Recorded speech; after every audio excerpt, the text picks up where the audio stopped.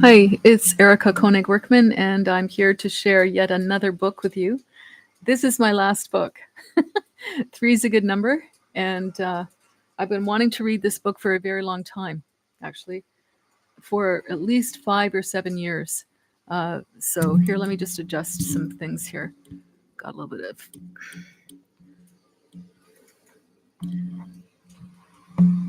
adjusting the situation a bit here. So Rachel Carlson is a very well-known writer, and I came across a few of her books. Her most famous book is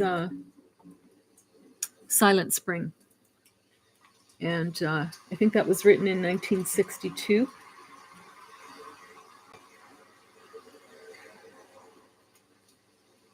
Get the lighting. Here we go.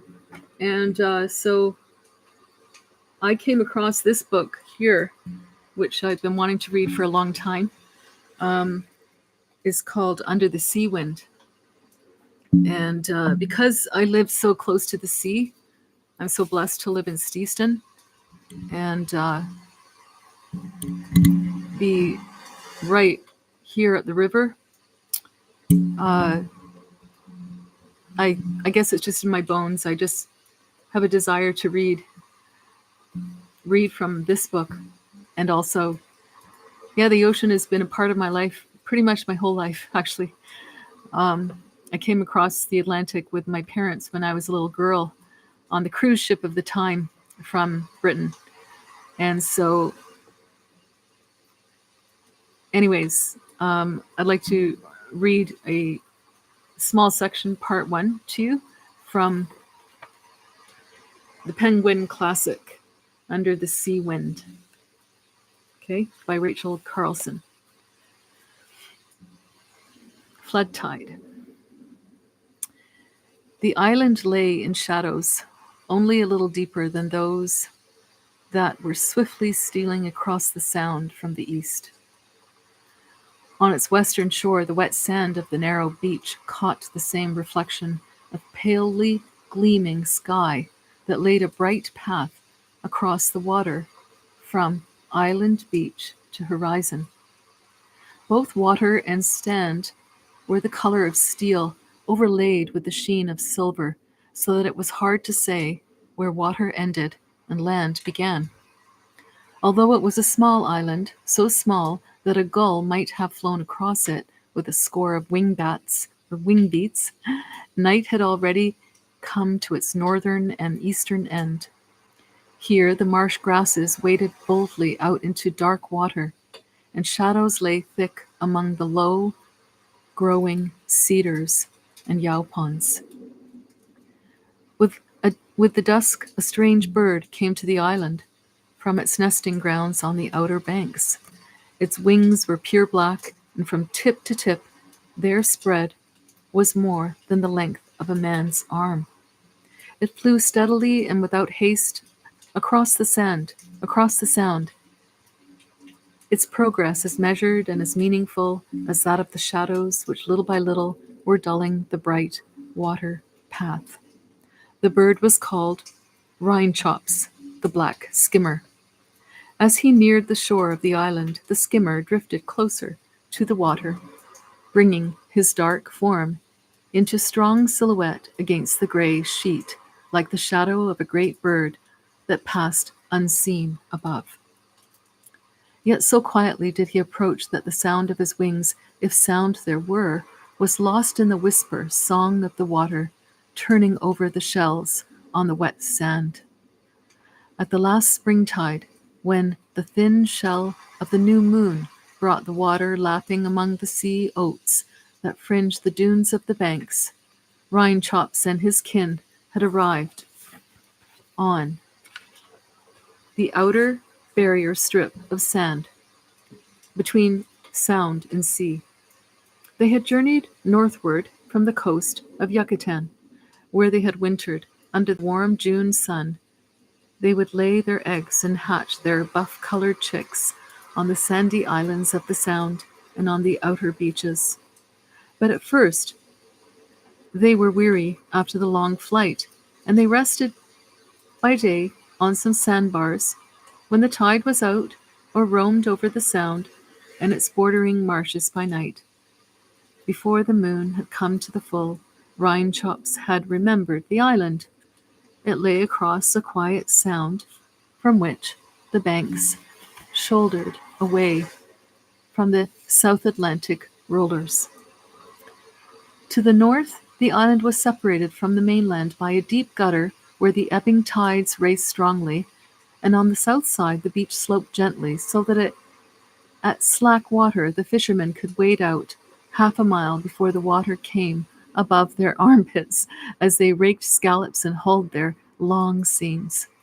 In these shallows, young fishes swarmed, feeding on the small game of the waters, and shrimps swam with backward flipping of their tails. The rich life of the shallows brought the skimmers nightly from the nesting grounds on the banks to take their food from the water as they moved with winnowing flight above it. About sunset, the tide had been out. Now it was rising, covering the afternoon resting places of the skimmers, moving through the inlet and flowing up into the marshes.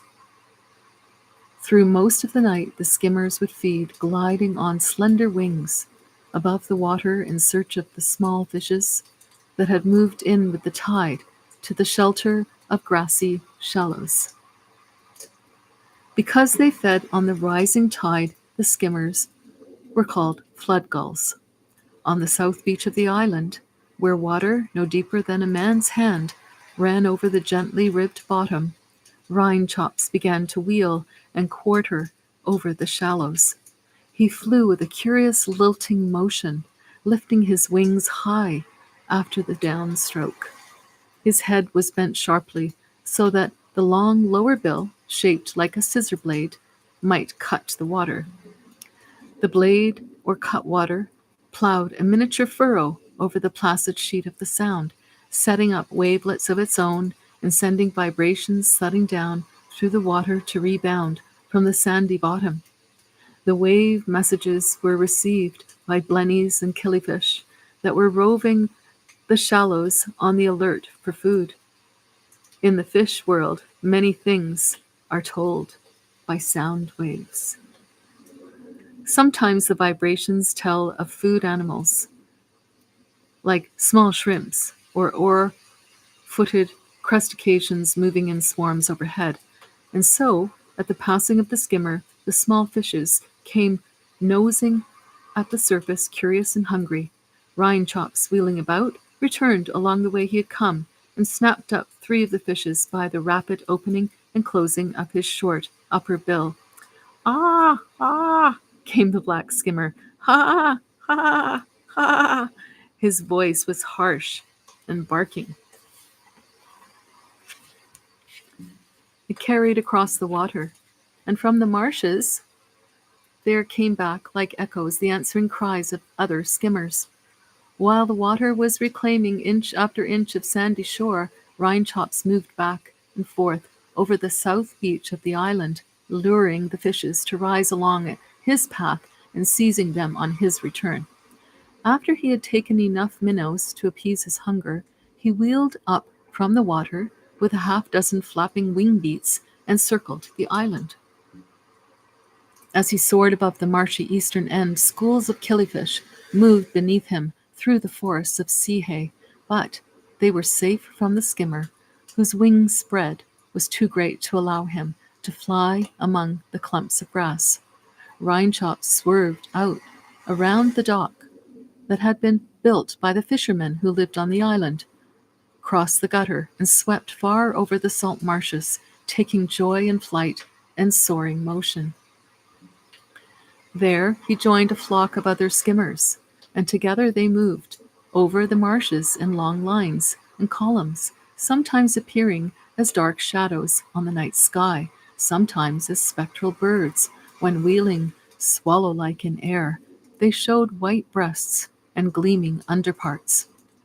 As they flew, they raised their voices in the weird night chorus of the skimmers, a strange medley of notes, high-pitched and low, now soft as the cooing of the morning dove, and again harsh as the cawing of the crow, the whole chorus rising and falling, swelling and throbbing, dying away in the still air like the far-off baying of a pack of hounds.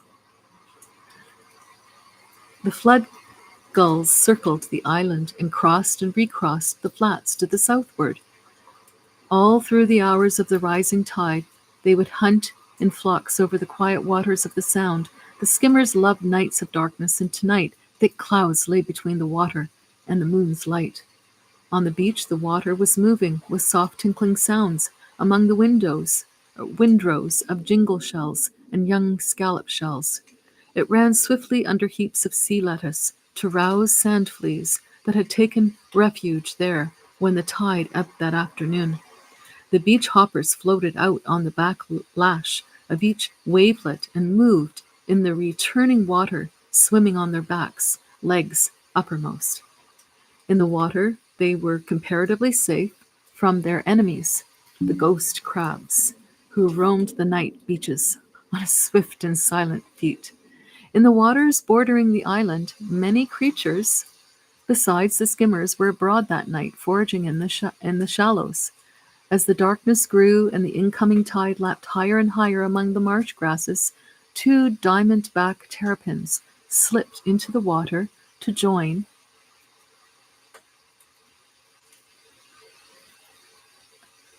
the moving forms of others of their kind. These were females who had just finished laying their eggs above the high tide line. They had dug nests in the soft sand, working with hind feet until they scooped out jug-shaped holes, not quite so deep as their own bodies were long. And then they had deposited their eggs, one 5, the other 8. These they had carefully covered with sand, crawling back and forth to conceal the location of the nest. There were other nests in the sand, but none more than 2 weeks old, for May is the beginning of the nesting season among the diamondbacks. As Rhine-chaps followed the killifish in toward the shelter of the marsh, he saw the terrapins swimming in the shallow water where the tide was moving swiftly. The terrapins nibbed at the marsh grasses and picked off small coiled snails that had crept up the flat blades. Sometimes they swam down to take crabs off the bottom.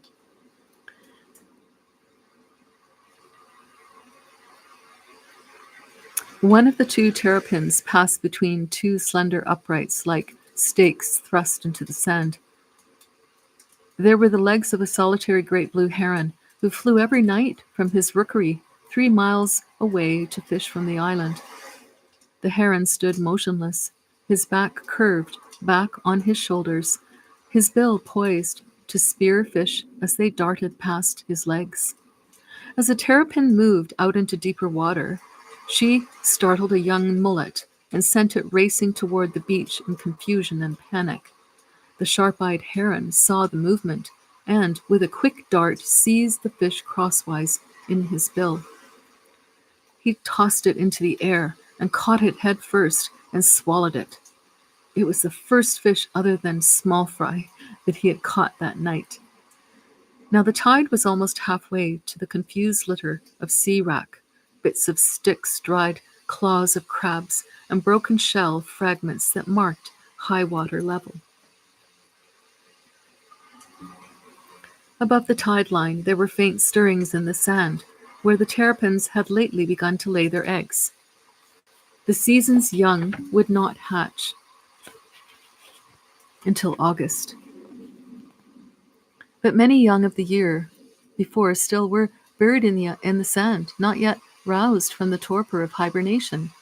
During the winter, the young terrapins had lived on the remnant of yolk left from embryonic life.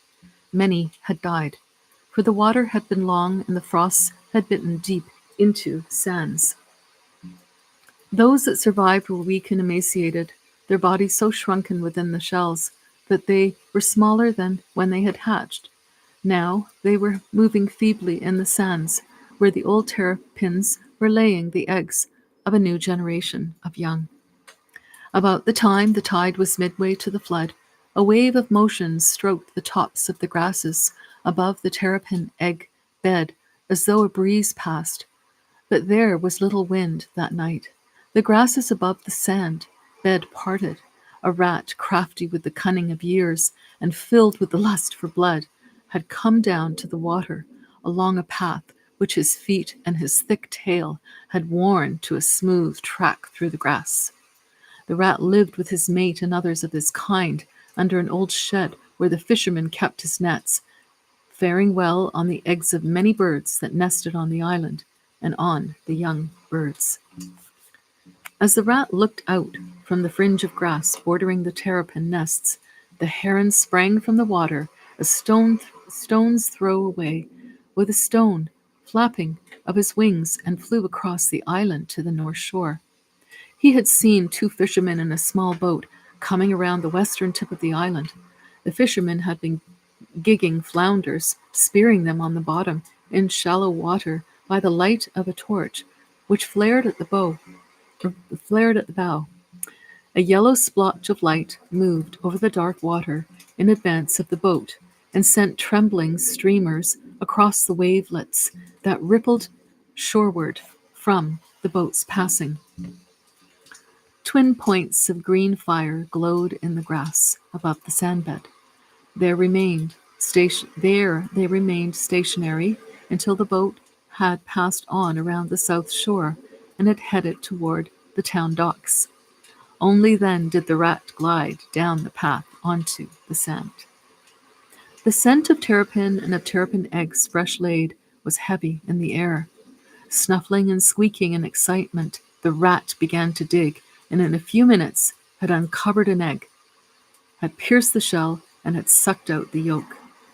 He then uncovered two other eggs, and might have eaten them if he had not heard a movement in a nearby clump of marsh grass, the scrambling of a young terrapin struggling to escape the water that was seeping up around its tussock of tangled roots and mud. A dark form moved across the sand and through the rivulet of water. The rat seized the baby terrapin and carried it in his teeth through the marsh grasses to a hammock of higher ground. Engrossed in gnawing away the thin shell of the terrapin, he did not notice how the tide was creeping up about him and running deeper around the hammock. It was thus that the blue heron, wading back around the shore of the island, came upon the rat and speared him. And that is the end of part 1. I love reading this book. It's such a wonderful read. And just the whole drama unfolding there, right? She just really describes it so beautifully. So thank you so much for joining me. I don't think anybody joined me live, but hey, no problem. It's okay. This is so much fun to do. So see you next time when I read part 2. Okay, bye for now.